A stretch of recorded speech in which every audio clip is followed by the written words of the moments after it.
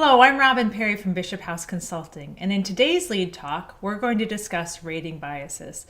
When we're conducting performance reviews, we have to evaluate a person's performance. This can be challenging, and one of the reasons it can be challenging is because we're biased. We're human, so we're biased. We may not even be aware of the biases that we have, but what we need to do when we're conducting performance reviews is to strive to be objective. So one way we can strive to be objective is to put systems in place to capture data. Data helps us to be much more objective. It gives us some numbers and some actual information to think more objectively about a person's performance. But there are parts of people's performance that we can't always be using data for, so we have to look to our perspectives. And that's where biases come into play. So we want to increase our awareness of what we might be biased towards so we can really prevent our biases from impacting us as much as possible and from influencing us. So we're going to take a look at 5 different biases.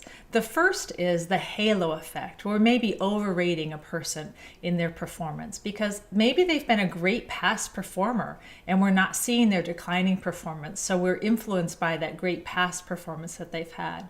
Or they may perform outstanding in one particular area and that influences us and we rate them very well across the board. Or there may be a recent positive event, which I talk to a lot of managers who say this seems to happen around review time, that performance improves, and so it may be influenced by some recent positive event that happens with the person and overrate them, presenting itself as the halo effect. Secondly, just the opposite is the horns effect, that we underrate a person's performance. It may be that we have particularly high standards for that individual, so that impacts us and we rate them lower, or that they fail to perform well in one particular area, or they may just work differently than we do. And we want to make sure we're looking at a person's results.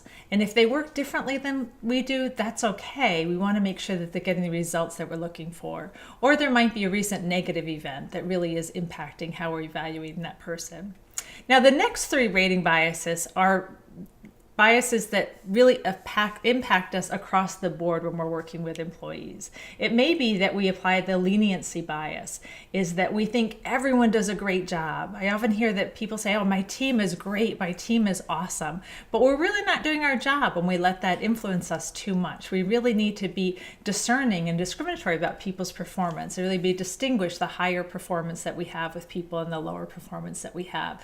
So we have to be aware of that leniency bias. Secondly, as far as the strictness bias, just the opposite, that again, we may be overly critical, that we think it's really great to give people some tough feedback and really be hard and very strict with our performance reviews, and that's going to motivate them. We may be applying very strict standards and standards that are too high. So we need to think about that and make sure, again, that we're distinguishing between levels of performance. And lastly, an average bias. And this is when I think we just aren't doing our job as managers, that we just rate everyone as average, we aren't distinguishing their performance. And what really happens here is it demotivates our top performers, that they know that you're not separating them out from the pack is really demotivating to them. So we want to make sure that we are not just applying the average bias to everyone and not letting the top performers not be noticed for what they're doing and not letting that poor performance slide. So when we think about doing our performance reviews and evaluating performance, we do need to strive to be objective. Make sure you're being really clear and articulating your expectations. Be clear about the results that you're looking for.